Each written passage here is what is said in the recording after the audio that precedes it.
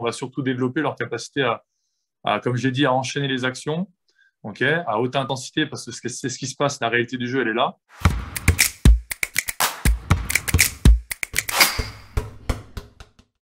Bonjour, bonsoir, troisième épisode de cette saison des tips de l'IFRAB. Et bon, j'ai presque envie de dire que celui-là, c'est un hors-série. Il a refusé des offres d'ESPN, de l'Euroleague TV pour présenter son projet de jeu. Et finalement, il le fait chez nous. Merci, William Hervé. Merci de ce privilège. Salut Lucas, ouais, c'est avec plaisir que je suis avec toi ce matin. Qu'est-ce que tu nous as concocté alors comme intervention?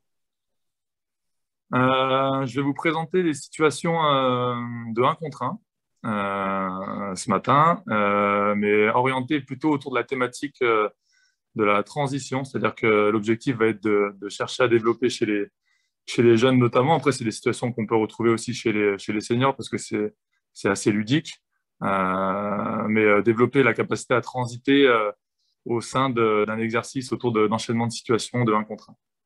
Ok, donc les situations que tu nous présentes, c'est des choses que tu fais au pôle sur le public U15 garçons. Est-ce que ça s'appliquera aussi sur des publics plus jeunes ou plus vieux? Ouais, on peut très bien le faire sur le public U13, à partir du U13, je dirais. Avant, c'était un peu compliqué dans les enchaînements, voilà. Donc à partir du U13, et puis voilà, j'ai fait ces situations enfin, du moins quelques-unes sur mon équipe N3, non, non, c'est transposable largement sur le niveau senior également. Ok, parfait. Écoute, Voilà. lance l'intervention et puis je me permettrai comme d'habitude d'intervenir si besoin. Ok, pas de souci. Bah, du coup, je vais directement passer sur la situation. Donc, je vais changer. Hop, voilà. Donc, sur la première situation, c'est une situation de un contre 1, donc, où on a besoin, alors, soit pour deux joueurs, soit trois joueurs, si vous remplacez le passeur par un joueur, ça peut s'effectuer en petits groupes. Plutôt une situation sur demi-terrain, où du coup, on va avoir un joueur qui va partir avec la balle ici, là, au niveau de la ligne médiane, un joueur en attente qui va jouer après derrière à l'extérieur des 3 points, et donc un passeur dans l'axe. Donc, on a le joueur numéro 1 là, qui va partir en dribble. Donc, sur le premier temps de l'exercice, on peut déjà mettre des choses un petit peu aussi techniquement sur les situations, sur la situation de cadrage débordement dans le 1 contre 1. Donc là, plutôt à vide. Donc, travailler un peu sur les différentes techniques de dribble. Et ce joueur-là, en fait, il va driver, que ce soit dans l'axe ou sur la ligne de fond, pour aller fixer la défense. L'objectif, c'est de mettre de l'agressivité derrière le pot pour attaquer, mettre deux dribbles pour attaquer le cercle. Et en même temps, vous avez vu que le joueur 2 va bouger, c'est-à-dire que sur l'attaque en dribble, le joueur 2 va ouvrir un angle de passe pour se démarquer. OK? Donc, il y a la passe après le drive du 1 en direction du 2. OK? Donc, ça, c'est l'entrée, c'est le début de l'exercice. Sur la passe, le 1 va changer de statut. Donc là, on est déjà sur un premier temps où il y a un changement de statut. Le joueur numéro 1, après sa passe, devient défenseur et va réaliser un close-out sur le joueur numéro 2. Okay. Sur réception, le joueur numéro 2, là, on peut varier les consignes. C'est-à-dire que le joueur numéro 2 peut être en capacité d'attraper, tirer. Okay, ce qui fait que le retard défensif va être assez important. Et donc, il aura normalement la possibilité d'attraper, tirer. Okay. Ou alors, on peut mettre des contraintes supplémentaires. C'est-à-dire que, par exemple, le joueur numéro 2, sur réception, on peut lui demander, avant de jouer sa situation de 1 contre 1 sur close-out, on peut lui demander, par exemple, de balle en main, de mettre le ballon au sol avant de pouvoir éventuellement tirer ou attaquer sur le 1 contre 1 sur le retard défensif. Donc Voilà. le close-out, tu Donc, le défends, il est vraiment fait pour défendre. On est déjà dans un exercice où tu demandes de l'intensité et tu fais pas juste pour faire, quoi.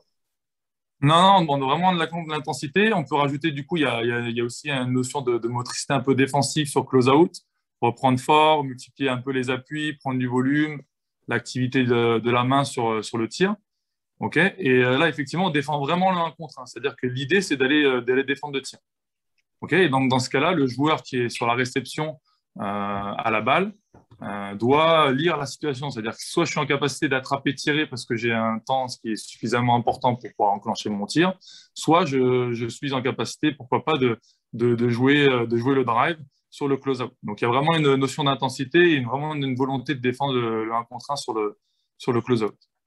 Voilà. OK? Ok.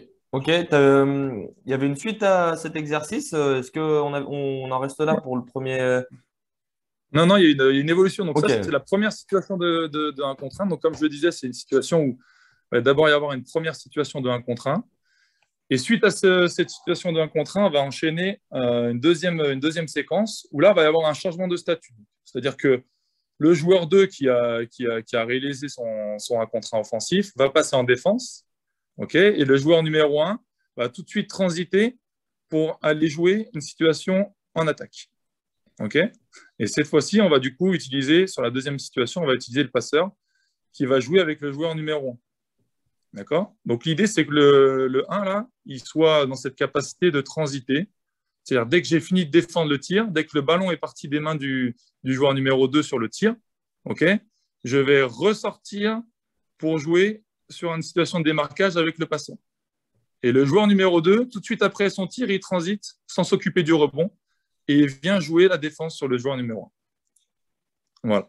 Et donc là, on peut mettre plusieurs contraintes par rapport à ça. C'est-à-dire que dans un premier temps, moi, j'aime bien dire le joueur numéro 1, simplement en remontant un petit peu en direction du passeur, mettre un appui au-dessus des 3 points. Puis après, en lecture, soit je peux jouer un curl, soit si le joueur numéro 2 a transité vite et coupe la situation de la relation de passe, éventuellement jouer dans les backdoors. Donc l'idée, c'est qu'il y ait aussi une prise d'information sur cette situation. Okay, prendre l'information du défenseur et après collaborer avec le passeur.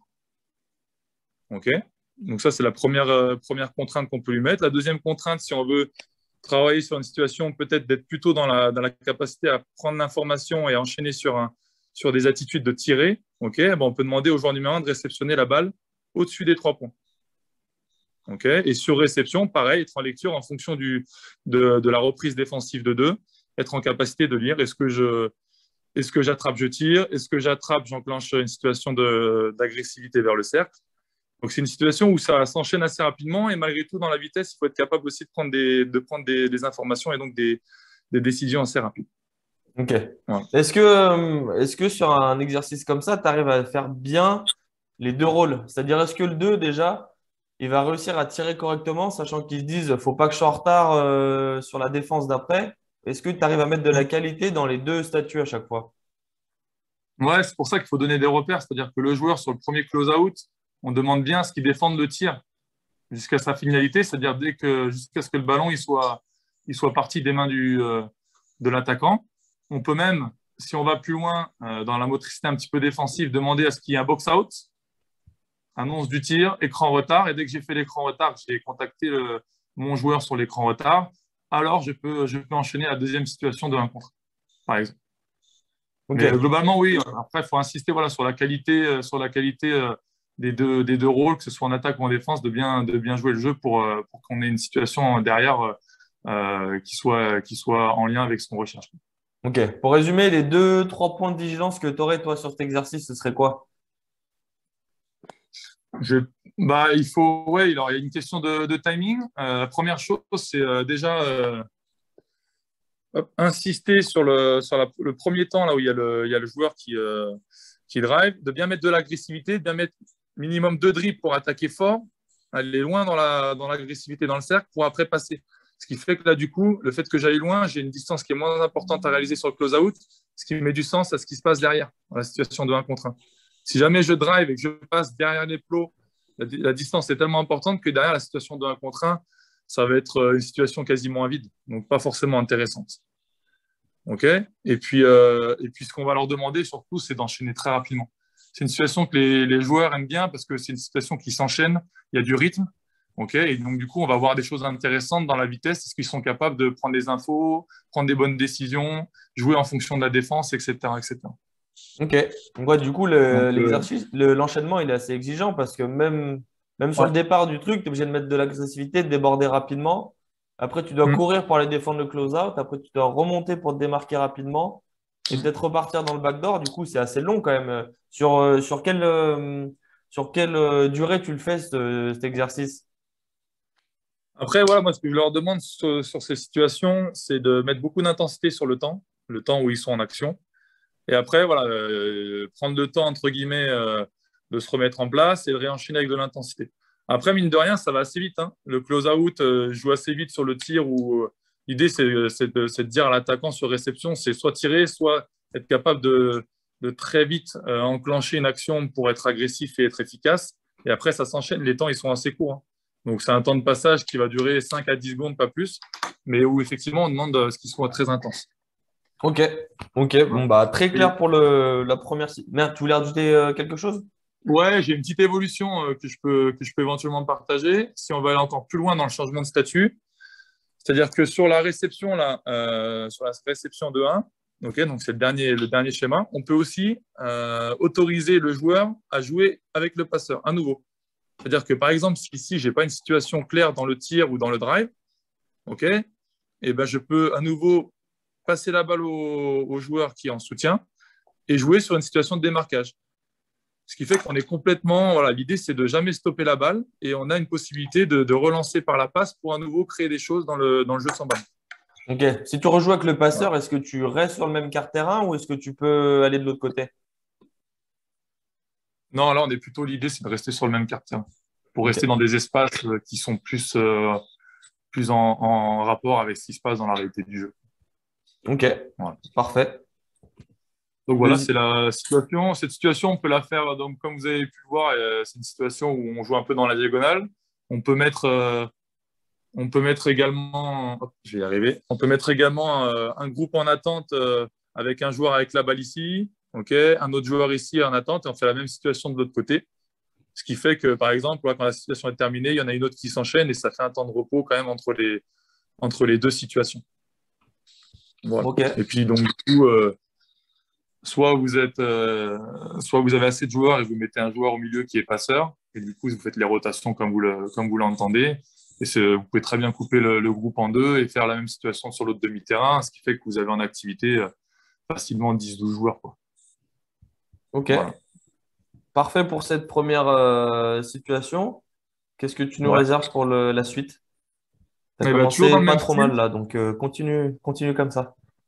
des situations, enfin, une situation où on va enchaîner même chose, deux temps dans le 1 contre 1. Pour ne pas laisser nos jeunes se reposer sur leur laurier, qu'ils enchaînent les actions, qu'ils soient habitués à enchaîner les actions, ce qui est quand même une caractéristique prépondérante dans le jeu, dans le jeu, enfin, dans notre sport, quoi. Donc, je vais tourner tout de suite ma caméra, je vais vous montrer la deuxième situation. Alors, on part d'une situation, ok, où pour fonctionner, il nous faut 5 joueurs minimum. Il nous faut 5 joueurs minimum. Et je pense que pour que ce soit efficace et que ce soit pertinent, on peut aller jusqu'à 6-7, sachant que du coup, les joueurs qui ne sont pas sur les spots, là, les 4 spots, sont en attente au niveau du milieu de terrain. Okay, donc, moins il y a de joueurs en attente, mieux c'est, parce que du coup, ça peut favoriser les enchaînements d'actions. Donc, on part sur une situation de 1 contre 1 dans le cadrage débordement, avec le joueur qui est au niveau de la ligne des lancers francs du défenseur, l'attaquant qui est au niveau du rond central. Donc, on a une première situation sur close-out, capacité à déborder son joueur, à franchir son joueur dans le dribble. OK, ça marche. Suite à cette situation, il y a un changement de statut, c'est-à-dire que le joueur qui a attaqué, numéro 1, devient défenseur. OK, le joueur numéro 2 devient attaquant sur la situation de rebond. Donc là, on joue que sur un seul tir pour que ça s'enchaîne. Qui est panier marqué ou panier encaissé ou panier loupé, il y a une situation de rebond def pour après enchaîner. OK, sur le rebond, le joueur qui récupère la balle, avant de pouvoir jouer dans le 1 contre 1 dans le démarquage, donc on est sur une situation au départ plutôt autour du 1 contre 1 dans le dribble, on va passer sur une situation dans le démarquage. Okay, et les joueurs numéro 3 et les joueurs numéro 4, ce sont des joueurs relais, c'est-à-dire qu'ils sont disponibles pour effectuer la sortie de balle sur le rebond. Donc là, je limite ce côté. Okay, si le joueur numéro 2 récupère le rebond sur ce quart de terrain, logiquement, va plutôt jouer avec le joueur numéro 3 pour enchaîner rapidement après. Mais il peut aussi bien jouer avec le joueur numéro 4. Okay, et sur la passe, il va enchaîner une situation de démarquage. Donc là, j'ai mis plusieurs flèches pour dire que dans un premier temps, on ne va pas les brider. C'est-à-dire qu'après avoir passé la balle, okay, l'idée, c'est qu'ils puissent la recevoir dans un espace où ils jugent le plus opportun pour être efficace. Donc, il y a une notion peut-être d'identifier éventuellement un mismatch si on est sur un rapport extérieur-extérieur ou intérieur-extérieur pour jouer peut-être dans le low post. Okay, mais on peut aussi bien ressortir à 3 points pour être dans des situations plutôt loin du cercle. Voilà, donc ça, c'est le premier temps. C'est le premier changement de statut. Okay. Et donc, après la situation, voilà, le passeur rejoue avec le joueur numéro 2 en fonction d'où il s'est démarqué. Voilà. Ok. Et donc, du coup, sur réflexion, on enchaîne à nouveau une situation de 1 contre 1 après démarquage, que ce soit dans le poste bas ou dans le jeu un petit peu loin du cercle. Voilà. Ok, Donc ça, je vois. je vais jusqu'au bout comme ça. Vas-y, va jusqu'au bout, ouais. Ouais, je vais jusqu'au bout comme ça, vous comprendrez bien la situation en entière. Sur la deuxième situation de 1 contre 1, d'accord, donc on a 2 qui a joué son 1 contre 1. Okay. Il y a une situation pareille de rebond. Okay. Donc là, sur cette deuxième situation, on peut jouer le rebond off. D'accord. Après la situation de 1 contre 1, dès que le rebond est sécurisé, ça transite. Okay. D'accord. C'est une situation qui va s'enchaîner en continuité, où il ne va pas y avoir de temps d'arrêt. C'est-à-dire que dès qu'il y a un joueur qui récupère la balle, que ce soit l'attaquant ou le défenseur, il va sortir la balle à nouveau sur un joueur relais. OK. Et après, du coup, on va enchaîner. Le joueur relais va faire remonter la balle au joueur qui est en attente pour que ce joueur-là puisse enchaîner la même situation de départ autour de dribble lancé. OK. Le joueur qui n'est pas concerné à l'opposé, là, le joueur numéro 3 qui n'est pas concerné par la sortie de balle, il va venir mettre un appui sur la ligne de lancer franc avant de défendre sur le joueur numéro 5 qui va réenchaîner dans le 1 contre 1 lancé. Okay. Et puis, du coup, après, vous avez les flèches vertes dans les rotations. Les 2 joueurs qui ont joué leur situation de 1 contre 1 vont remplacer les joueurs relais. Okay. Et le joueur numéro 4 qui a fait remonter la balle, il va prendre la place derrière le numéro 5 pour après lui enchaîner à nouveau sur une situation de 1 contre 1. Ok. Voilà, c'est une situation du coup qui s'enchaîne en continuité sans vraiment de temps d'arrêt. Ok. On résume rapidement sur l'ensemble des situations. Le premier 1 contre 1 qui est joué, il n'y a qu'un seul tir. Est-ce qu'on joue le rebond offensif ou pas du tout? Moi, je serais plutôt. Après, effectivement, effectivement l'idéal, ce serait de jouer le rebond. Alors après, on peut très bien le jouer. Hein. On peut très bien dire, voilà, moi, je prends plutôt le parti sur cette première situation de jouer que sur un tir. OK. Et puis, quitte à même ne pas définir les rôles, c'est-à-dire que même l'attaquant peut jouer le rebond. Si on veut aussi travailler sur ce changement de statut et l'agressivité au rebond, on peut très bien dire que le joueur qui a attaqué sur la première situation dans le cadrage débordement, il peut être en capacité de prendre son propre rebond après panier marqué ou après panier loupé. Ce qui fait qu'on travaille du coup aussi les attitudes au niveau du rebond def et rebond off. Okay. Et du coup, on favorise, en tout cas, on récompense le joueur qui prend le rebond parce qu'il va enchaîner sur une deuxième situation de 1 contre 1. Donc, ça peut être aussi la petite carotte pour donner du sens à cette situation de rebond qui peut permettre d'avoir une deuxième possession derrière. Ok. Après, si tu fais ça, tu ne travailles plus le changement de statut, ce qui est à la base le cœur de ton exercice, quoi. C'est de transiter, de passer d'attaquant à défenseur ou l'inverse quand même. Ouais, ben, c'est quand même un changement de statut. C'est-à-dire qu'il y a eu un tir. Après le tir, qu'est-ce qui se passe? Je joue le rebond. Donc, il y a quand même une notion de transiter et d'enchaîner une autre action. Donc, tu es quand même là-dedans, en fait. Et l'idée, c'est qu'ils s'y perdent un peu. Au début, je t'avoue qu'on va les perdre un petit peu, vu que ça va s'enchaîner très vite. Tu en as certains qui vont avoir des oublis, des temps de latence, où ils vont mettre un petit peu de temps à réagir et percuter. Mais c'est bien, parce que du coup, ça les met en difficulté. Ils sont dans une espèce de machine à laver incessante où ça n'arrête pas d'enchaîner sur la situation de 1 contre 1. Et c'est là qu'on voit aussi, du coup, les lacunes un peu des gamins à enchaîner les situations à haute intensité déjà et surtout très vite en enchaînant les actions derrière. Ok, bah, tu as répondu à ma question avant que je la pose. C'était est-ce qu'ils ne s'y perdent pas un petit peu dans tous ces changements et dans tous ces endroits où il faut courir partout? Du coup, tu le mets où ton curseur d'exigence, toi? Sur quoi tu es vraiment intransigeant là-dedans, vu que tu as un peu d'indulgence envers eux au début? Bah, je suis intransigeant sur leur capacité à transiter. C'est-à-dire que je ne veux pas de temps d'arrêt. Je Ok. veux pas de temps d'arrêt. Et il faut accepter effectivement peut-être d'avoir un peu moins de qualité dans la réalisation du 1 contre 1 en lui-même, même si après ça n'empêche pas peut-être dans un second temps d'apporter des outils, mais être vraiment exigeant au départ sur l'enchaînement des actions. Et du coup, l'objectif par rapport à cet exercice, c'est, comme on l'a dit en préambule, c'est de transiter. Donc, l'exigence, elle est là. l'exigence, elle est là. Et qui se sert, voilà. Et du coup, après, dans cet enchaînement-là, on va être exigeant plutôt après sur les prises d'infos, les prises de décision, avant d'être dans l'exigence purement technique et la réalisation du geste, etc. C'est vraiment, Ok. voilà, pour travailler un petit peu là-dessus, quoi. Donc, première Euh, exigence, les intentions, hmm. déjà. Et ensuite, après, tu régules, si besoin, l'aspect technique et tu affines un petit peu Hmm. la lecture, mais vraiment, cette intention de jamais s'arrêter et de courir tout le temps, quoi. Ouais, c'est ça. C'est Est-ce vraiment que, l'objectif de l'exercice. est-ce que tu as déjà enchaîné les deux situations-là? Ou, Le premier exercice, c'est celui-ci que je viens de te présenter. ouais. Ouais, ouais, c'est un exercice que j'ai déjà mis en place sur le pôle notamment. Et du coup, dans Et... cet ordre, tu as déjà mis la première situation suivie de celle que tu viens de nous présenter là. Ah, non, non, non, non, pas. Après, je l'ai jamais faite parce que c'est des situations qui demandent d'énergie physique, beaucoup d'énergie aussi dans la concentration, enfin dans percuter rapidement les choses. Donc non, non, c'est des situations qui j'ai plutôt isolées, mais qui sont voilà, qui sont à la fin d'un échauffement ou dans des situations après derrière où j'ai passé plutôt sur des situations de un contre 1 avec d'autres objectifs, mais peut-être moins dans les enchaînements d'actions. Voilà, je privilégierais plutôt ouais, effectivement une situation isolée dans l'entraînement, mais pas hésiter à en faire plusieurs, par exemple, dans la semaine, quoi. Ok. Très bien. Est-ce qu'on a Et le droit à un... Vas-y, vas-y. ouais, et juste pour à nouveau donner une petite variante,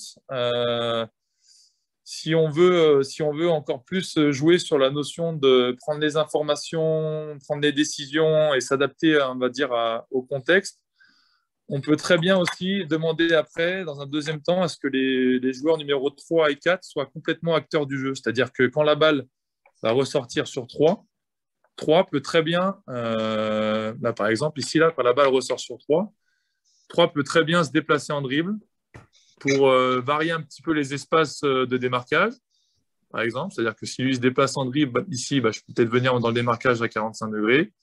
Okay, si je me déplace ici dans le corner, bah, peut-être effectivement revenir ici. Et également jouer sur peut-être 3 et 4 qui peuvent se passer la balle et être en lecture. C'est-à-dire que si par exemple un conteste le déplacement de ce côté-ci, okay, va peut-être transférer la balle à 4 pour que le joueur numéro 2 ait une situation de 1 contre 1. Voilà. Donc l'idée, c'est aussi d'impliquer tout le monde et que tout le monde soit en activité. Ok.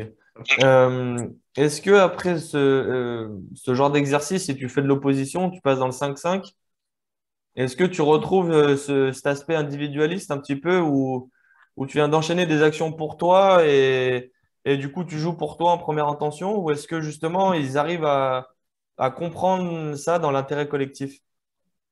C'est pour ça que c'est bien de jouer avec des passeurs. Et sur les deux situations que je t'ai présentées avant, dans la dernière évolution, il y a la possibilité de rejouer avec le passeur. C'est-à-dire que là, sur cette situation, c'est pareil. C'est-à-dire que sur réception, on peut très bien imaginer que sur la deuxième situation de 1 contre 1, que le joueur, s'il n'a pas de situation claire, rapide, il peut relancer le jeu sur la passe et enchaîner sur une coupe, par exemple. Et du coup, tu impliques aussi, tu incites un peu les joueurs aussi à peut-être se passer la balle pour trouver une meilleure situation de 1 contre 1. Mais cette situation, j'aime plutôt l'enchaîner après derrière sur du préco, où on va être un petit peu dans les mêmes intentions et on va aller chercher à mettre du lien entre les gens qui sont sur le terrain, à 2 ou à 3, dans l'enchaînement des actions, où souvent je leur dis, voilà, ne gelez pas la balle. Réception, vous devez prendre une décision rapide parce que vous avez vu avant. Okay, si vous n'avez pas ce temps-là, passez la balle et enchaînez sur autre chose. Voilà, donc c'est plutôt l'idée, la suite logique serait plutôt d'enchaîner sur du préco, même si ça serait pas faux non plus d'enchaîner sur du jeu à 5 pour voir comment ils sont capables après derrière de transférer tout ça dans le jeu à 5. Ok. Voilà. Tu nous as dit tout à l'heure que ces situations-là, tu les avais essayées sur un public senior avec l'équipe N3 que tu Mm. coaches.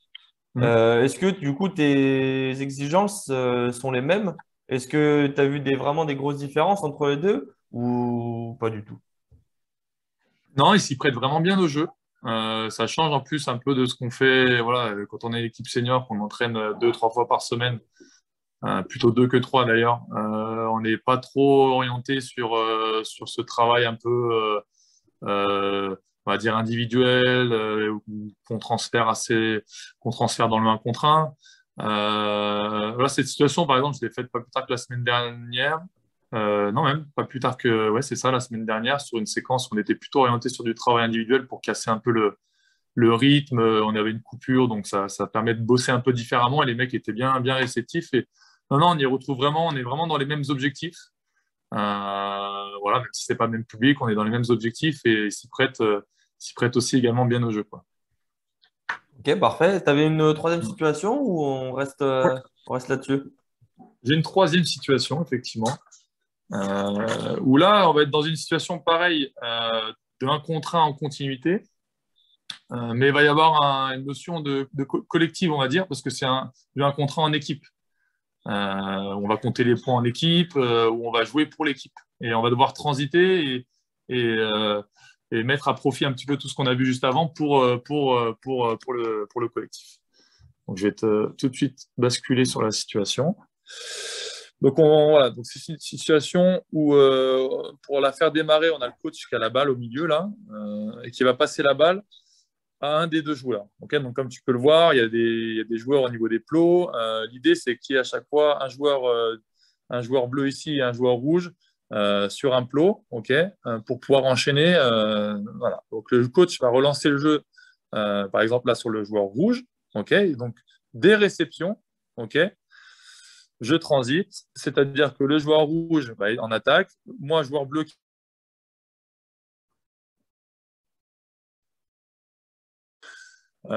contourner les plots pour l'attaquant, contourner les plots également, le plot à chaque fois de son côté pour le défenseur, avant de reprendre défensivement. Okay, donc là, sur cette situation, on va plutôt travailler sur une situation de 1 contre 1 dans le dribble avec un retard défensif, où le retard défensif, si lui, il a bien transité et que lui, il est plutôt sur une reprise assez dynamique, il va se situer un petit peu dans les finitions, quoi. On va plutôt travailler le 1 contre 1 avec retard au niveau des finitions dans le dribble lancé. OK, ça marche. Dès que la situation est terminée, d'accord, dès que la situation est terminée de tir, pareil, là, on dit un seul tir. OK, on dit un seul tir. Et là, les deux joueurs également, au même titre que la situation d'avant, peuvent jouer le rebond. C'est-à-dire que le joueur rouge, après avoir attaqué, il peut très bien avoir récupéré sa balle pour pouvoir relancer. Et en fait, c'est le joueur qui sort vainqueur du duel un petit peu au rebond qui va ressortir la balle sur un de ses coéquipiers. Le coéquipier qui en attend. Donc là, en l'occurrence, c'est le joueur bleu. Réception, je relance directement sur mon coéquipier qui en attend. OK, moi, joueur bleu, je dois attendre d'avoir la balle quand je suis en attaque. Je dois attendre d'avoir la balle avant d'enchaîner, contourner le plot, jouer le duel. Okay, par contre, dès que j'ai identifié ici que ce n'était pas mon coéquipier qui avait récupéré le ballon, je peux anticiper, contourner le plot pour après aller défendre. Donc là aussi, il y a une notion d'être bien connecté avec la situation, d'anticiper éventuellement les choses. Si je vois que tout de suite mon joueur ne va pas avoir le rebond dans la lecture, j'enchaîne sur contourner le plot et aller défendre. Okay, donc ce qui fait qu'on peut quand même avoir entre guillemets, des variétés dans mon 1 contre 1 en fonction de lui, comment il a transité. Bah, le retard défensif, il va s'effectuer plus ou moins haut. Voilà, plus ou moins haut. Et donc, on va avoir des situations de 1 contre 1 qui vont être différentes, on va dire. Voilà. Donc, Ok. c'est un peu le principe de l'exercice où là, du coup, voilà, on est dans le gain du rebond, donc transiter effectivement aussi au niveau du tir, jouer le rebond off, verrouiller le rebond def, ok, que le panier soit marqué ou loupé, pour après enchaîner et relancer le jeu sur mon coéquipier. Donc, il y a une vraie Ok. bataille du rebond là pour le coup, et du coup, on est plutôt centré sur cette transition-là. Ok. Je savais que tu Voilà. étais un visionnaire. Tu as inventé le un contre un collectif. Je sentais qu'il y a un truc qui allait se passer aujourd'hui. Non, c'est Euh, pas. Ouais, dis-moi. non, j'allais te demander plus sur l'aspect technique. Le joueur qui a la balle, Hmm. qu'est-ce que tu vas demander après sur les finitions? Est-ce que tu vas demander de rester du même côté? Est-ce que tu peux changer de carte terrain? Est-ce que tu peux tirer extérieur? Clairement, je vais pas donner de consignes par rapport à ça.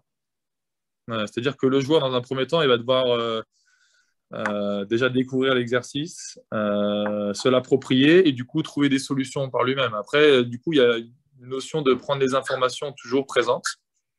Dès lors que là, je suis dans contourner le plot, il faut que j'ai déjà le regard qui soit dans la prise d'information. J'arrive à identifier où est-ce qu'il est placé le joueur qui va revenir en défense sur moi pour pouvoir adapter derrière mon comportement là, en sortie de cône. C'est-à-dire que si le joueur il est loin, bah, je vais aller privilégier plutôt l'attaque en dribble et la finition. Ok, donc on va travailler sur la notion de gestion du contact, etc.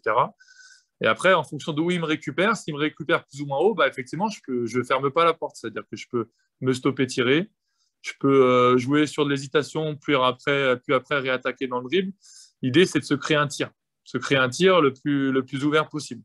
Donc voilà, ils sont assez libres là-dessus. On va faire appel un petit peu à leur capacité, comme je l'ai dit avant, à prendre les informations et à prendre les bonnes décisions derrière dans la sélection de tir. Ok.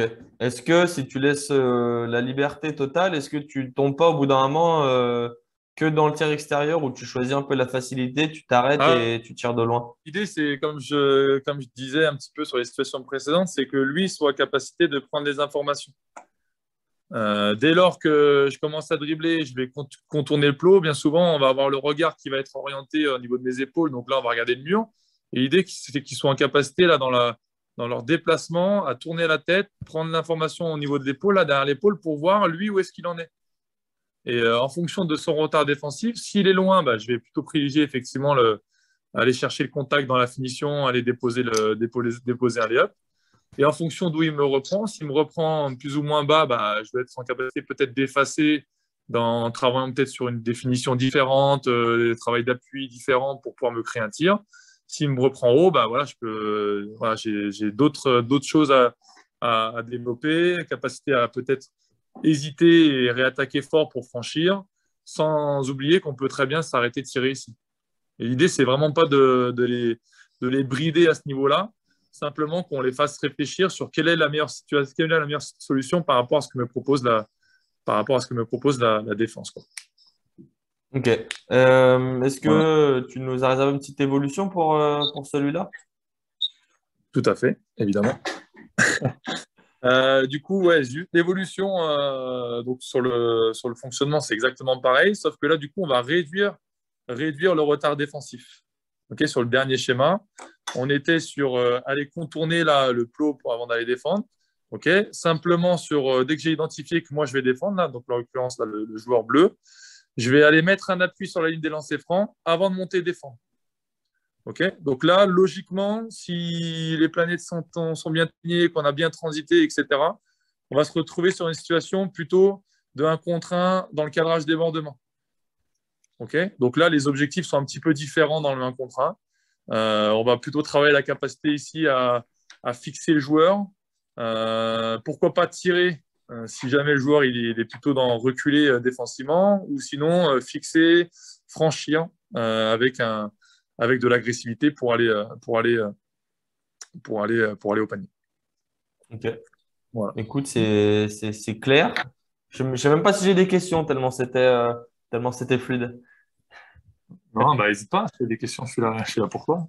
Euh, Est-ce que je pensais que je ne savais pas ce que tu allais préparer. Est-ce que le un contre 1, tu donnerais quelle importance, toi, dans le jeu d'aujourd'hui? Bah, on voit très bien que si on se réfère un peu au niveau, bon, on voit beaucoup de situations collectives, on va dire, de collaboration autour du pic. Mais on voit aussi également, puisque maintenant les défenses sont tellement aussi bien organisées pour collaborer et contrer un peu les organisations collectives, on voit beaucoup de situations se débloquer aussi au niveau du duel offensif.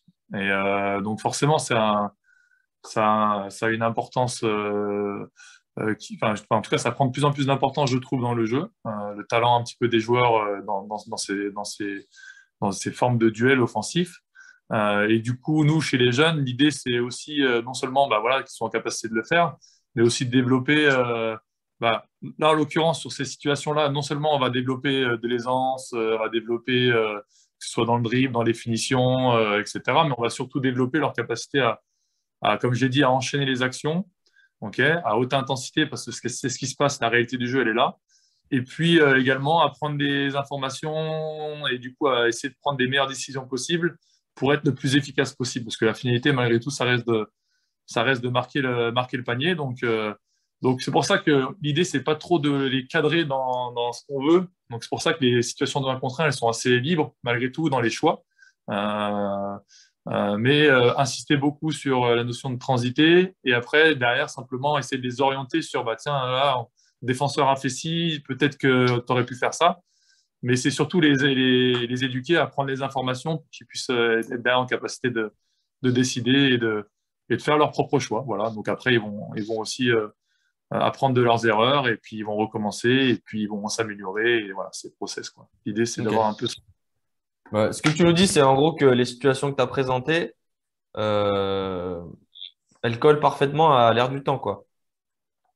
Ouais, et puis ça colle complètement avec ce que nous, on veut essayer de développer sur la formation du jeune joueur.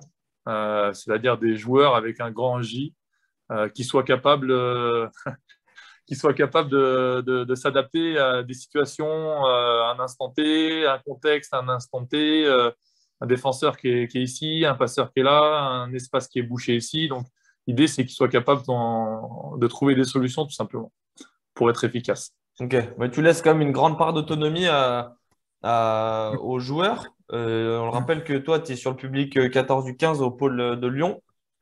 Et Mm. déjà sur ce public-là, tu vas laisser un peu de la créativité et de l'autonomie pour voir comment ça répond sur le terrain, quoi. Ouais, c'est ça, clairement. Comme je l'ai dit, mon focus sur cette situation, il est sur l'enchaînement des actions à haute intensité et l'enchaînement dans les prises de décision. Donc après, à partir de là, effectivement, on va les accompagner sur techniquement, sur voilà, on va leur donner des billes, mais on est surtout là-dessus. Donc euh, place importante effectivement au niveau de la créativité. Parfait. Je pense qu'on peut se quitter là-dessus. C'était un bon mot pour terminer. Créativité, autonomie. On n'a pas commencé là-dessus, mais finalement, tu vois, on ouvre sur le champ artistique. C'est parfait. Merci, Will. Merci à toi, avec plaisir. Est-ce que je pense que je suis sûr que tu seras dispo si jamais il y a des questions, si jamais tu veux partager un peu plus précisément ces exercices-là avec ceux qui nous regardent et Tout à celles qui fait. nous Pas hésiter regardent. à poser, ouais, pas hésiter à poser des questions. Ouais, moi, je suis plutôt disponible, même pour échanger, s'il faut par mail ou téléphone. Il n'y a pas il y a pas de souci. Avec grand plaisir. Merci pour ta disponibilité, Will. Et puis, écoute, à très bientôt. Merci à toutes et tous de nous regarder. Et puis, on se retrouve au mois de décembre pour un prochain épisode. À bientôt, tout le monde. Salut! Bye bye.